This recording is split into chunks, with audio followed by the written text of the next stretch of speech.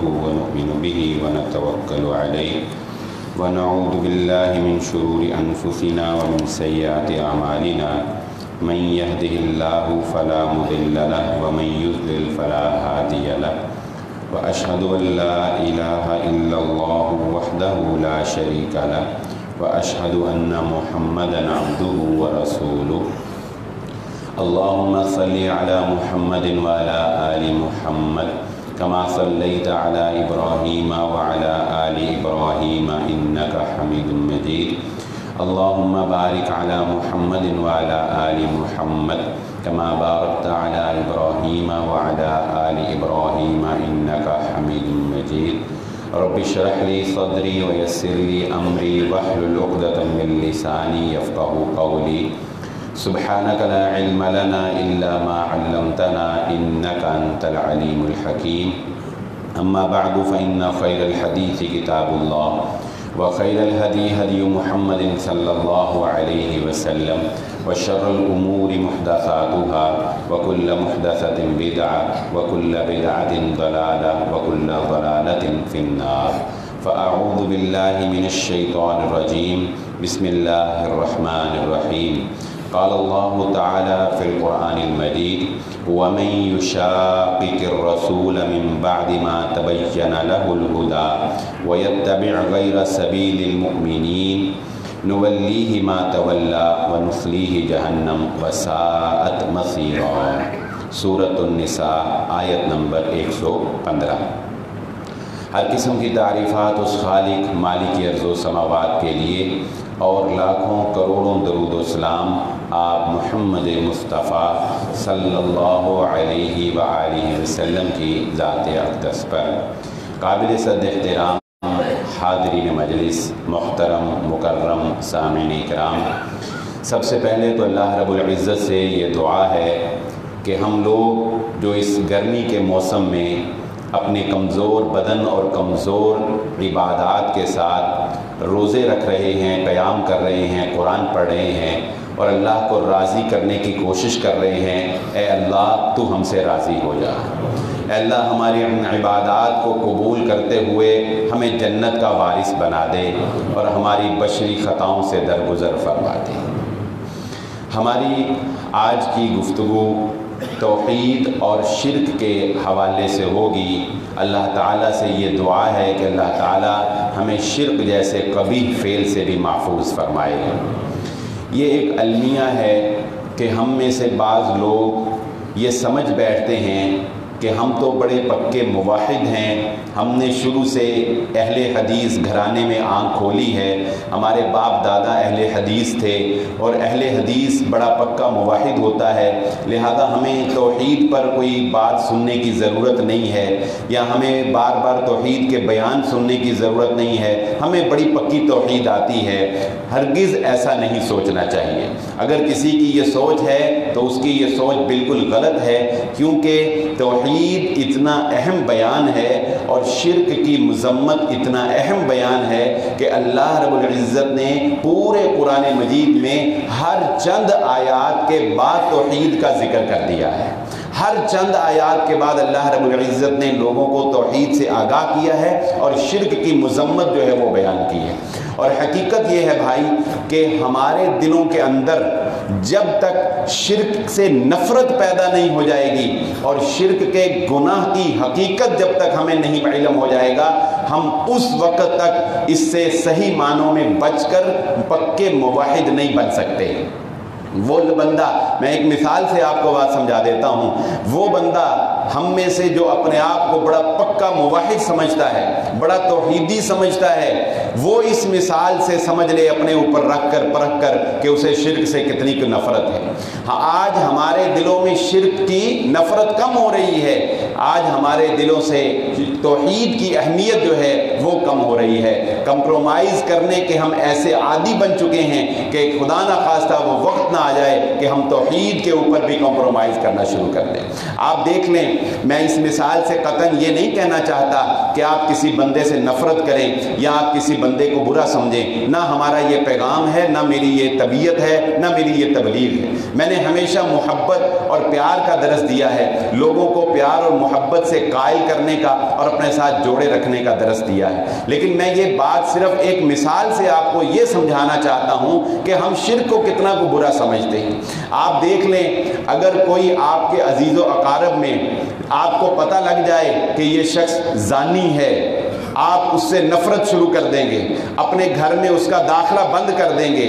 آپ کو پتہ چل جائے کہ یہ شخص ڈاکو ہے، آپ اپنے بچوں کو بھی کہیں گے کہ اس ڈاکو سے تم نے ملنا نہیں ہے۔ آپ کو اس کی کسی اور عیب کا پتہ چل جائے، آپ اس بندے سے نفرت کرنا شروع کر دیں گے۔ لیکن بھائیو، اگر آپ کو پتہ چل جائے کہ یہ آدمی شرک کرتا ہے، آپ اس سے اتنی نفرت نہیں کریں گے جتنی ایک ڈاکو اور ایک زانی سے کریں گے۔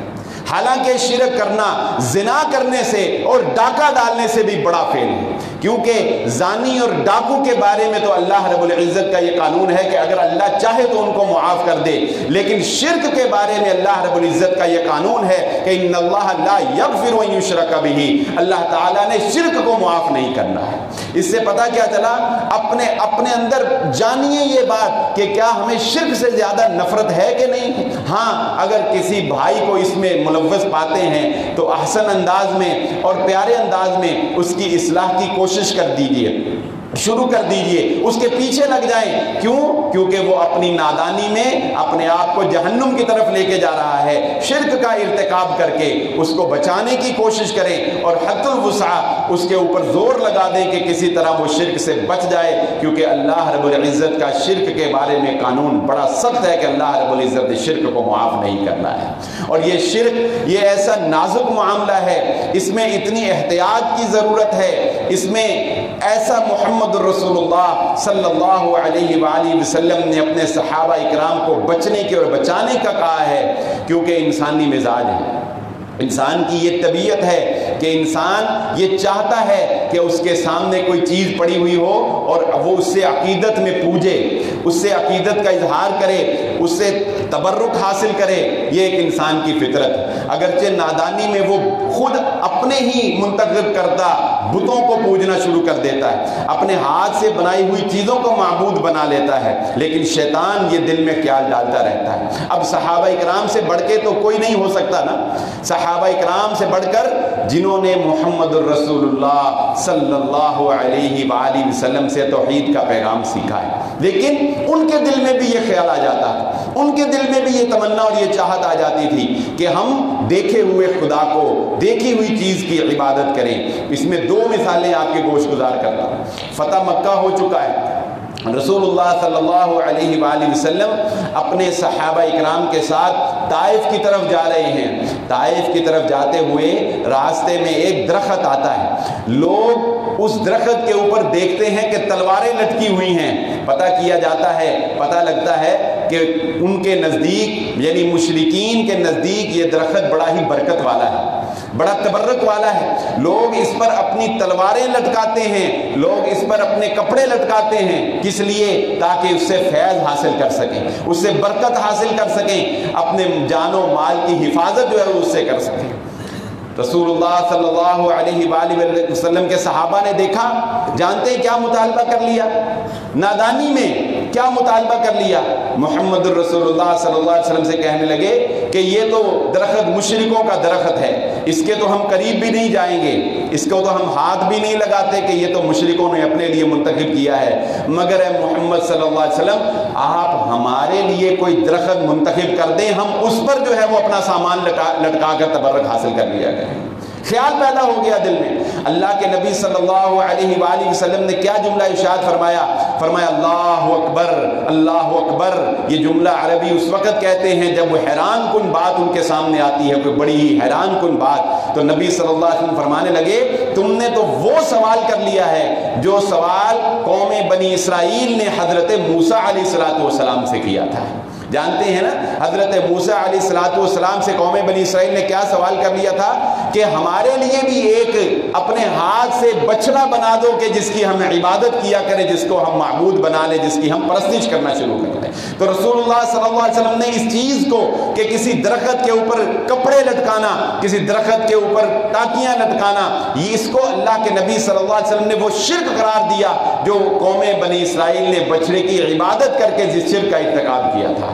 اور وہ روایت بھی آپ بارہا سن چکے کہ جب صحابی نے شام میں سجدہ کرتے ہوئے دیکھا تو اللہ کے نبی صلی اللہ علیہ وسلم کو آ کر کہنے لگے کہ میں نے بادشاہ کو سجدہ کرتے ہوئے دیکھا ہے، آپ سے بڑھ کر کون مقرب اور کون عزت والا ہو سکتا ہے، ہمیں اجازت دیجئے کہ ہم آپ کو سجدہ کریں۔ اللہ کے نبی صلی اللہ علیہ وسلم نے فرمایا نہیں، امت محمدیہ صلی اللہ علیہ وسلم میں اگر اللہ کے علاوہ کسی کو سجدہ کرنے کی اجازت ہوتی تو میں بیوی کو حکم دیتا کہ وہ اپنے خامند کو سجدہ کرے۔ اس لیے یہ بات ذہن نشین رکھ لیجئے کہ شرک کا معاملہ بڑا نازک معاملہ ہے۔ یہ صرف یہ نہیں ہے کہ آپ کسی کے آگے سجدہ ریزی ہوں تو شرک ہوتا ہے، یہ نہیں ہے کہ آپ اللہ کے علاوہ کسی اور کو پکارتے ہیں تو ہی شرک ہوتا ہے۔ نہیں بھائیو، کسی درخت کے بارے میں یہ سوچنا کہ اس پر ٹاکیاں لٹکانے سے میرا کام بن جائے گا، کسی آستانے پر اس نیت سے جانا کہ وہاں جانے سے میرا کام بن جائے گا، کسی بھی چیز کے بارے میں جو اللہ کے علاوہ ہو یہ نظریہ رکھنا کہ وہ میرا کام بنا دے گی، اللہ رب العزت کو یہ بات گوارا نہیں ہے۔ اور یہ بات، یہ جو آیت میں نے سورۃ النساء کی آیت نمبر 115 پڑھی ہے، یہ بڑی ہی سخت آیت ہے۔ جو بندہ اللہ کے راستے کو چھوڑ کر اپنے لیے کوئی اور راستہ منتخب کر لیتا ہے، نولیہ ما تولا، اللہ کہتے ہیں ہم اس کو اسی راستے پر پھیر دیتے ہیں، ہم اس کو اسی راستے پر چلا دیتے ہیں، ہمیں کوئی ضرورت نہیں ہے تمہاری عبادت کی۔ جیسا کہ حدیث قدسی ہے کہ رسول اللہ صلی اللہ علیہ وسلم فرماتے ہیں کہ اللہ نے فرمایا تمام انسان اور جنات مل جاؤ اور مل کر سارے کے سارے یہ تہیہ کر لو کہ ہم نے اللہ کی عبادت کرنی ہے اور اس کی نافرمانی نہیں کرنی، سارے اس کی عبادت میں لگ جاؤ، اللہ کی بادشاہی میں ایک ذرہ برابر اضافہ نہیں کر سکتے، اور سارے ہی مل کر ہڑتال کر دو کہ نہیں آج کے بعد اللہ کے آگے سجدہ نہیں کرنا، آج کے بعد اللہ کی عبادت نہیں کرنی، سارے اکٹھے ہو کر ایکا کر لو، اللہ کی بادشاہی میں ایک ذرہ برابر بھی کمی واقع نہیں کر سکتے ہو۔ اللہ رب العزت کو کوئی پرواہ نہیں، لیکن بچنا چاہیے کس سے؟ میں اس آیت کو ایک مثال سے آپ کے سامنے سمجھاتا ہوں کہ اللہ رب العزت اس آیت مبارکہ میں نولیہ ما تولا میں کہنا کیا چاہتے ہیں کہ جو اللہ کے دین کے علاوہ، اللہ کے علاوہ کوئی اور راستہ اختیار کرتا ہے، اللہ اس کو اسی راستے پر چلا دیتے ہیں۔ ہوتا کیا ہے؟ شیطان پھسلاتا ہے اور اللہ اس کو پھیر دیتے ہیں۔ ایک شخص اللہ رب العزت سے دعا مانگتا ہے، اولاد نہیں ہے یا کوئی اور ضرورت پوری نہیں ہو رہی، اللہ مجھے عطا کر دے، اللہ مجھے عطا کر دے۔ اللہ نے اپنی حکمت اور دانائی سے، اپنے علم کامل سے فیصلہ کر رکھا ہے کہ اس کو ابھی اولاد نہیں دینی، اس کو فلاں وقت پر اولاد دینی ہے، یا اس کا فلاں کام فلاں وقت پہ ہونا ہے۔ وہ مالک الملک ہے، بادشاہوں کا بادشاہ ہے، علیم ہے، حکیم ہے، لیکن انسان جلد بازی کر جاتا ہے۔ کوئی شیطان آ کر اس کو کہتا ہے پتہ ہے تجھے فلانے آستانے پہ جا کے چڑھاوا چڑھا تو تجھے اولاد مل جائے گی، فلانے بابے کے پاس جا، اس سے جا کے اپنی حاجت بیان کر، وہ تجھے تیرا کام کر دے گا۔ انسان پھسل جاتا ہے اور اس آستانے پر چلا جاتا ہے، یا انسان پھسل جاتا ہے اور کسی اور درگاہ پر جا کر غیر اللہ سے مدد مانگ لیتا ہے، یا کہیں چادر چڑھا دیتا ہے۔ نتیجہ کیا نکلتا ہے؟ کچھ لمحوں کے بعد اس کا کام ہو جاتا ہے، اولاد مل جاتی ہے، کاروبار چل نکلتا ہے۔ اس نے خود اپنے لیے وہ غیر اللہ کا راستہ اختیار کیا۔ اب اللہ نے بھی اس کو کہا تو یہی سوچتا رہے گا کہ مجھے اولاد اللہ کے علاوہ کسی اور سے ملی ہے۔ وہ یہی سوچے گا نا پھر کہ آستانے پر گیا تھا اولاد ہو گئی، بابے کے پاس گیا تھا اولاد ہو گئی، دی تو اسی نے ہے، مگر نولیہ ما تولا۔ ایسی بہت سی بکھری پڑی مثالیں جو ہیں وہ آپ کو ملیں گی کہ انسان جب اللہ کے راستے کو چھوڑتا ہے، کسی غیر اللہ کے در پر جا کے ماتھا گراتا ہے، پھر اللہ رب العزت بھی اس کو اسی کے آستانے کا چھوڑ دیتے ہیں۔ اللہ رب العزت پھر اس کو بھی اپنے دربار میں آنے کی توفیق عطا نہیں فرماتے۔ اللہ رب العزت ہمیں اس سے محفوظ فرمائے، کیونکہ شیطان ہمیشہ انسان کو پھسلاتا ہی تب ہے جب اس کا کوئی کام نہ بن رہا ہو۔ لیکن اللہ رب العزت فرماتے ہیں اے انسانوں، امن یجیب المضطر اذا دعاہ ویکشف السوء، اے انسانوں جب پھنس جاتے ہو، جب تمہاری کشتی بھنور میں پھنس جاتی ہے، جب تمہارا مریض شفایاب نہیں ہو رہا ہوتا ہے، جب تم قرضے کے اندر دبے چلے جا رہے ہوتے ہو، جب تمہارے اوپر تکلیف اور پریشانی کے پہاڑ ٹوٹ رہے ہوتے ہیں، اس وقت کون ہے جو تمہیں مصیبت سے نکالتا ہے؟ کون ہے جو تمہاری حاجت روائی کرتا ہے؟ کون ہے جو تمہارے اس مصیبت سے، اس تمہارے فتنے سے تمہیں نجات عطا فرماتا ہے؟ فرمایا وہ اور کوئی نہیں ہے، وہ صرف اور صرف اللہ رب العزت کی ذات ہے۔ اور جب تمہارا کام بن جاتا ہے، جب تمہیں خوشحالی آ جاتی ہے، تو تم ایسے ہو جاتے ہو جیسے اللہ کو کبھی پکارا ہی نہیں تھا، جیسے اللہ کو کبھی یاد ہی نہیں کیا تھا، اور اس کے ساتھ شرک کرنا شروع کر دیتے ہو، اس کے ساتھ شریک ٹھہرانا شروع کر دیتے ہو۔ اور یہ بات ذہن نشین رکھ لیجئے، یہ بڑی اہم بات ہے کہ اللہ رب العزت کی ذات کو ماننا اس کے ساتھ شرک کر کے نہیں، تنے تنہا ماننا ہے۔ اس کو رب ماننا ہے تو صرف اسی کو ماننا ہے، اس کے ساتھ کسی کو نہیں ماننا۔ وگرنہ آپ کو یہ سن کر حیرانگی ہوگی، یہ بات حیران کن ہے کہ اللہ رب العزت کو تو مشرکین مکہ بھی رب مانتے تھے، اور یہاں تک کہتے تھے کہ تیرا کوئی شریک نہیں۔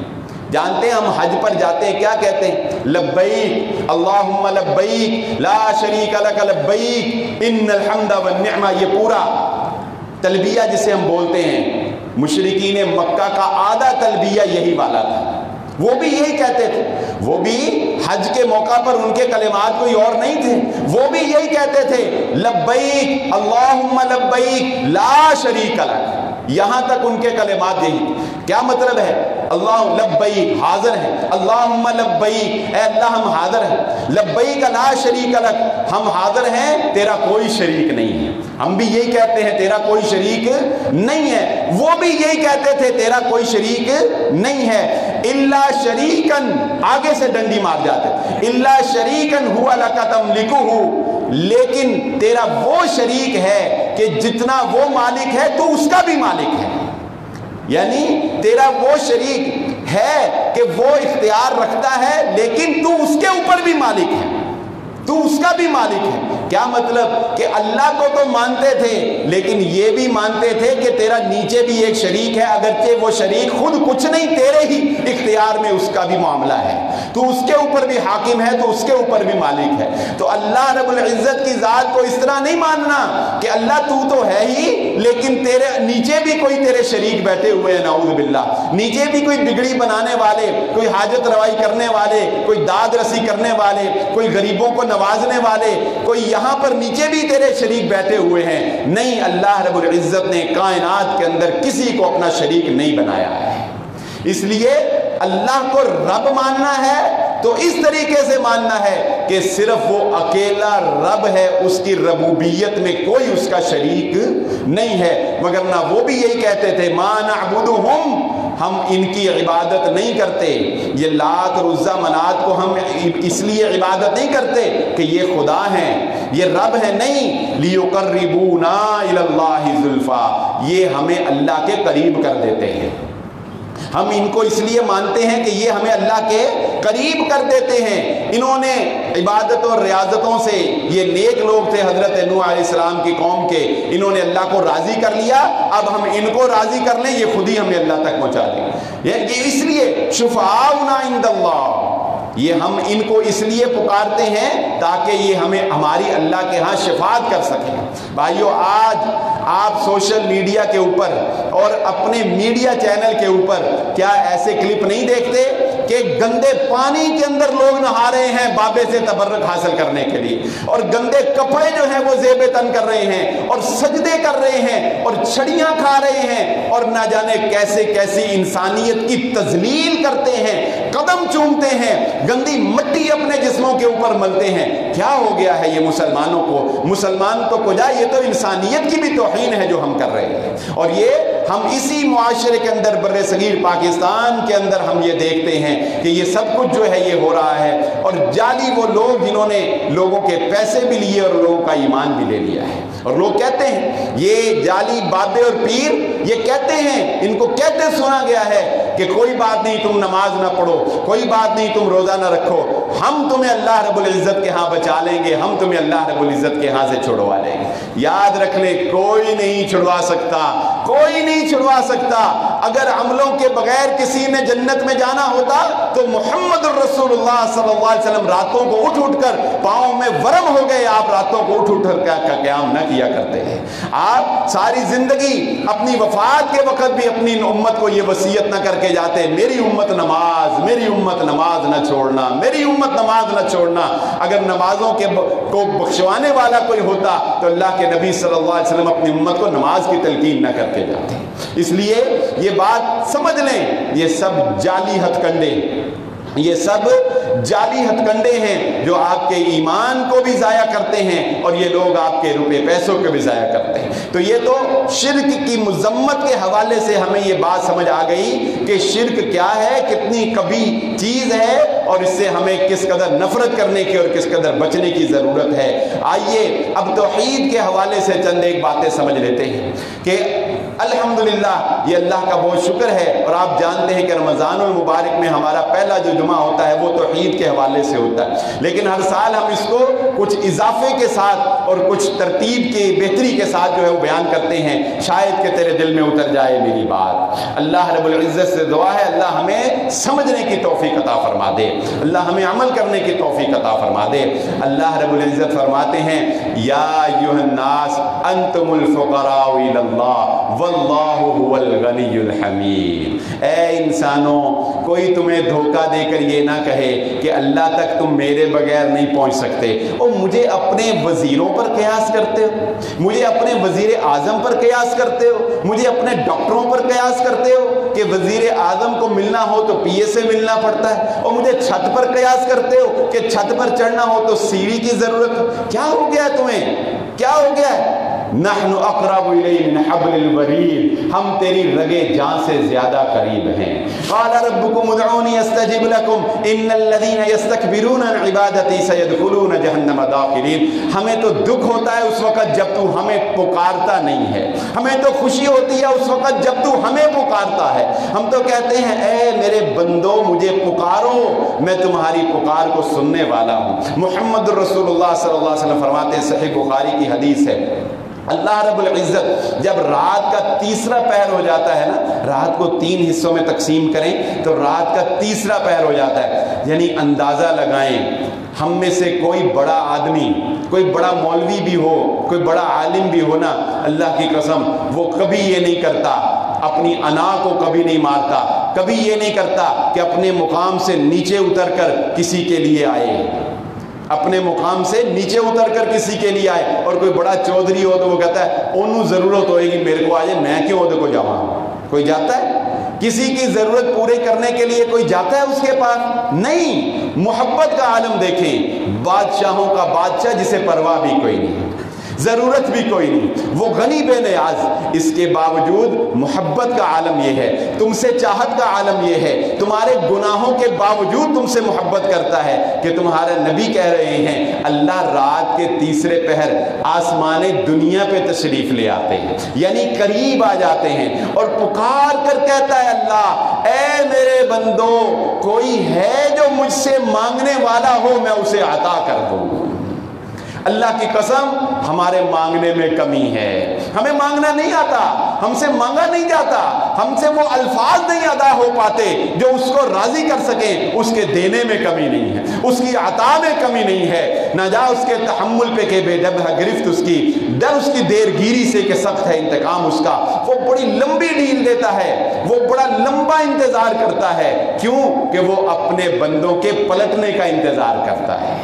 کب میرا بندہ پلٹا؟ تو ہر رات کو، یہ صرف رمضان المبارک کی رات نہیں ہے، یہ راتیں تو بڑی برکت والی ہیں اور اس میں آخری عشرہ اور پھر لیلۃ القدر، لیکن وہ تو ہر رات کو کہتا ہے آ جاؤ میں معاف کر دوں۔ پھر وہ کیا کہتا ہے یا ایھا الناس انتم الفقراء الی اللہ واللہ هو الغنی الحمید۔ تمہیں ڈاکٹر کے پاس جانے کے لیے تو اپوائنٹمنٹ لینی پڑتی ہوگی، تمہیں کسی وزیر اعظم سے تو کیوں؟ وہ کیا ہے؟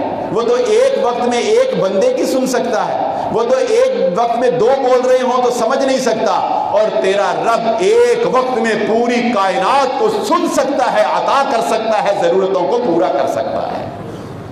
یا ایھا الناس انتم الفقراء الی اللہ، اے لوگو تم سارے اللہ کے فقیر ہو۔ تم سارے اللہ کے محتاج ہو. کوئی نہ سمجھے کہ اللہ کی محتاجی سے نکل گیا ہے. تم ایک سانس اپنی مرضی سے لے کر دکھا دو. تمہارے ہاتھوں سے مرنے والے کو ہم لے جاتے ہیں, اس کو کہو اپنی پلکیں اپنی مرضی سے جھکا کر دکھا دے.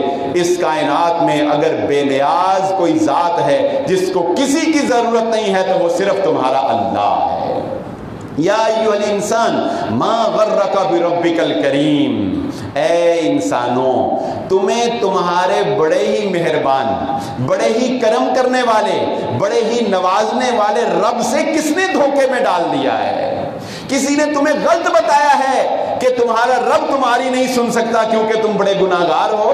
کسی نے تمہیں غلط بتایا ہے کہ اس کے پاس پہنچنے کے لیے کسی راستے کی ضرورت ہے. نہیں, اسے پکار کر تو دیکھو, تم اسے اپنی شہرت سے بھی قریب پاؤ گے.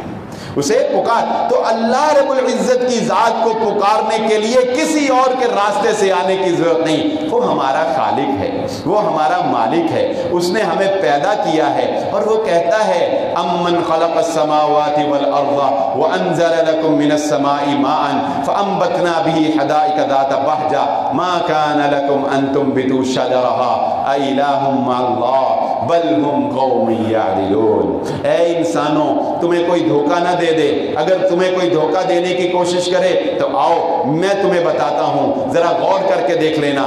کون ہے جو تمہارے لیے آسمان سے بارش نازل کرتا ہے؟ کون ہے جو اس بارش سے زمین کو سیراب کر کے تمہارے لیے گندم اگاتا ہے؟ کون ہے جو تمہارے لیے انار میں رس بھرتا ہے؟ کون ہے جو آم کے اندر مٹھاس بھر دیتا ہے؟ کون ہے جو سیب کے اندر ذائقہ پیدا کر دیتا ہے؟ کون ہے جو تمہارے لیے لذیذ قسم کے اناج, پھل, فروٹ, یہ میوہ جات تمہارے لیے پیدا کر رہا ہے؟ اگر تمہیں یہ لگتا ہے کہ کوئی اور ہے تو اس سے کہو آئے مچھر کا ایک پر بنا کر دکھائے. اچھا, اس سے کہو بنا تو وہ نہیں سکتا. اللہ رب العزت سورہ حج میں ارشاد فرماتے ہیں آخری آیات میں, یہ مکھی ہوتی ہے نا مکھی, اللہ کہتے ہیں مکھی ان سے کچھ چھین لے تو یہ واپس نہیں لے سکتے. انہوں نے کیا کرنا ہے, انہوں نے کیا بنانا ہے؟ اختصار سے بات, وقت قلیل ہے, آگے لے کے چلتا ہوں, گرمی بھی باہر بیٹھے لوگ زیادہ ہے تو آگے لے کے چلتا ہوں. پہلی بات, نہیں کر سکتے. اللہ کہتا ہے چلو اس کو چھوڑو, آؤ اللہ جہاں بارش نازل کر رہا ہے کوئی مائی کا لال لاؤ جو اس کو روک کر دکھا دے. جس کو اس نے اولاد نہیں دی کوئی لاؤ جو اس کو اس کی مرضی کے بغیر اولاد دے کر دکھا دے. جس کو اس نے غریب رکھا ہے کوئی لاؤ جو اس کو امیر کر کے دکھا دے. جس کو اس نے موت کا فیصلہ سنا دیا جب اس نے جس وقت فیصلہ سنا دیا کوئی لاؤ جو اس کو روک کر دکھا دے. جس کو اس نے وجود بخشنا ہے وہ بخش کر رہے گا, کوئی لاؤ جو اس کو مار کر دکھا دے. جس کو وہ بچا لے اس کو کوئی مار نہیں سکتا, جس کو وہ مار دے اس کو کوئی بچا نہیں سکتا. اگر تمہیں لگتا ہے اللہ نہیں کر رہا تو کوئی لاؤ تو صحیح جو اس کے نظام قدرت میں مداخلت کر کے دکھا دے. جو ابراہیم علیہ السلام نے کہا تھا لڑائی کس بات کی, میرا رب وہ ہے جو سورج کو مشرق سے نکالتا ہے تو مغرب سے نکال دے, قصہ ہی ختم ہو جائے گا. میرا رب وہ ہے جو سورج کو مشرق سے نکالتا ہے تو مغرب سے نکال. کوئی نہیں کر سکتا نا, کوئی نہیں کر سکتا. تیسرا چیلنج اللہ فرماتے ہیں ما ترى في خلق الرحمن من تفاوت فارجع البصر هل ترى من فطور ثم ارجع البصر كرتين ينقلب اليك البصر خاسئا وهو حسير. اے انسان آئینے کے سامنے کھڑا ہو جا, خوردبینے لگا, لیب کے اندر چلا جا, کسی مچھر کو لے آ, کسی پتی کو, پھول کی پتی کو لے آ, کسی گندم کے دانے کو لے آ, کسی پانی کے قطرے کو لے آ, اور اس پر تحقیق اور سرچ کر کے یہ ثابت کر دے کہ جس چیز کو اللہ نے جس سانچے ڈھانچے میں بنایا ہے اس میں کوئی عیب تلاش کر کے دکھا دے, اس میں کوئی نقص تلاش کر کے دکھا دے. تیری نظر تحقیق کرتے کرتے تھک جائے گی, رحمان کی تخلیق میں تجھے کوئی عیب نظر نہیں آئے گا. جب وہ اتنی صفات کا مالک ہے, جب پیدا اس نے کیا, جب اس نے تجھے رزق کا انتظام کیا, جب تیری خوشیاں اس کے ساتھ وابستہ ہیں, جب تیری اولاد اس کی عطا کردہ ہے, تجھے رہنے کے لیے چھت جب اس نے دی ہے, جب تو گھر سے نکلتا ہے تیری حفاظت کے لیے فرشتے وہ مامور کر رہا ہے, یہ ٹھنڈی ہوا میں بیٹھے ہو یہ نعمتیں اس کی عطا کردہ ہیں, کوئی مد مقابل بھی نہیں ہے, تو پھر جانتے ہیں وہ بڑے پیار سے کیا کہتا ہے؟ وہ کہتا ہے الہ مع اللہ. اب بتاؤ کیا میرے ساتھ کسی اور کے آگے ہاتھ اٹھانے کی گنجائش باقی رہ جاتی ہے؟ کیا اب بھی کسی اور پر توکل کیا جا سکتا ہے؟ کسی اور پر بھروسہ کیا جا سکتا ہے؟ بھروسہ تو بڑی دور کی بات ہے، توکل تو بڑی دور کی بات ہے۔ یاد رکھیں اللہ رب العزت الفاظ کے معاملے میں بھی بسا اوقات امت کو سمجھانے کے لیے، نبیوں کو سمجھانے کے لیے وحی کو روک دیتے ہیں، وحی کو روک دیتے۔ محمد الرسول اللہ صلی اللہ علیہ وآلہ وسلم کی ذات اقدس کے بارے میں ہمارا یہ عقیدہ ہے کہ آپ صلی اللہ علیہ وسلم دلی طور پر اس بات کو یقین کامل رکھتے تھے کہ اللہ کی چاہت کے بغیر ایک پتا بھی نہیں ہل سکتا، اللہ کی چاہت کے بغیر، اللہ کی اجازت کے بغیر ایک پتا بھی نہیں ہل سکتا، لیکن زبان سے ادائیگی میں کہہ دیا کل بتاؤں گا، انشاءاللہ نہیں کہا، انشاءاللہ نہیں کہا۔ اللہ رب العزت نے وحی کو روک دیا، وحی کو روک دیا بتانے کے لیے کہ زبان سے بھی کمی اللہ رب العزت کو برداشت نہیں ہے۔ انشاءاللہ کا مطلب یہ ہے کہ جو کام بھی کرنا ہے اللہ نے چاہنا ہے تو ہوگا، وگرنہ کوئی کر نہیں سکتا۔ اللہ نبی جیسی ذات، نبی جیسی ذات، اللہ نے چاہا تو وحی نازل ہوئی۔ نبی اپنی مرضی سے اپنے اوپر وحی نازل کر سکتے نہیں ہیں۔ سو اگر نبی کا یہ حال ہے تو ہم جیسے گناہگار، ہم جیسے جو اللہ رب العزت کے محتاج بندے ہیں، جو گناہگار بندے ہیں، ہمارا حال تو یقیناً آپ احباب بخوبی سمجھ سکتے۔ ہمیں تو ہر کام پہ، ہر موقع پر بڑا محتاط رہنا ہے۔ تو اللہ رب العزت اپنی صفت ربوبیت سے منوا کر پھر اللہ رب العزت بتانا چاہتے صفت الوہیت۔ دیکھو جب رب میں ہوں نا تو یہ سجدہ کسی اور کو گوارا نہیں ہے، یہ پیشانی کسی اور کے آگے نہ جھکے۔ اس سجدے کا جانتے ہیں کیا مقام ہے؟ یہ جو ہم اللہ رب العزت کو سجدہ کرتے ہیں، یہ سجدہ اللہ کو کتنا پسند ہے، یہ پیشانی کا ٹیک دینا اللہ کو کتنا پسند ہے۔ یہ عاجزی اور انکساری کا ایسا اظہار ہے کہ اس سے اوپر عاجزی ہو نہیں سکتی، اس سے بڑی انکساری ہو نہیں سکتی۔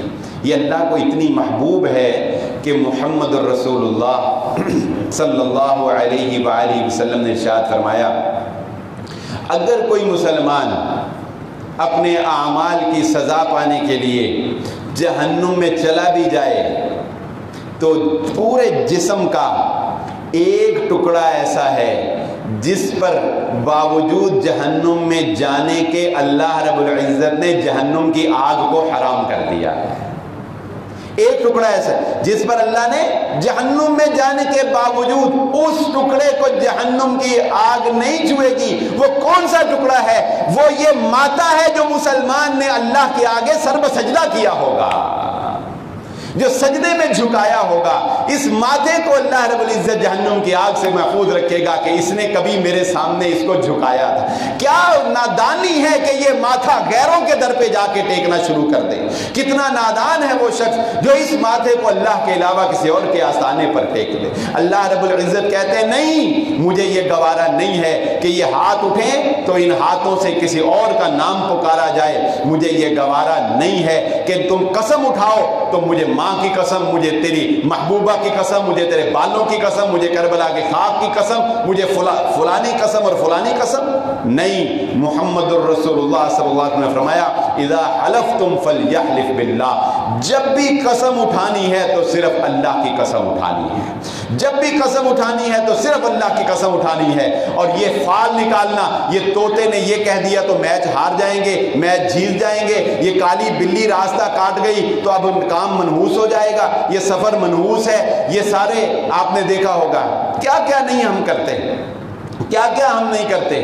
قرآن سارے کا سارا شفاء للناس ہے، اس میں کوئی شک کی بات نہیں، لیکن قرآن کے وہ حروف مقطعات الف لام میم ہا میم نون، یہ سارے جو بعض صورتوں کے شروع میں آتے ہیں انہیں ہم کیا کہتے ہیں؟ حروف مقطعات۔ مقطعات کے اوپر اس کی کیفیت کیا ہے، کیا حالت ہے اس کی؟ تو امام مالک رحمہ اللہ تعالی نے فرمایا الاستواء معلوم، اللہ عرش پر مستوی ہے، معلوم ہے، کیفہ مجہول، اس کی کیفیت کیا ہے وہ ہمیں نہیں پتا ہے، والسؤال عنہ بدعہ، اور اس طرح کے سوال کرنا گمراہی ہے، والایمان بہ واجب، اور اس کے اوپر ایمان لانا کہ اللہ عرش کے اوپر ہے یہ واجب ہے، یہ فرض ہے، یہ فرض ہے۔ تو اللہ کی صفات، اللہ کے اسماء پر ایمان لائیں، یہ فرض ہے، لیکن اس کی گہرائی میں جائیں گے تو رسول اللہ صلی اللہ علیہ وسلم نے فرمایا گمراہ ہو جاؤ گے، شیطان یہ سوچنے پر مجبور کر دے گا کہ پھر اللہ کو کس نے پیدا کیا ہے، نعوذ باللہ۔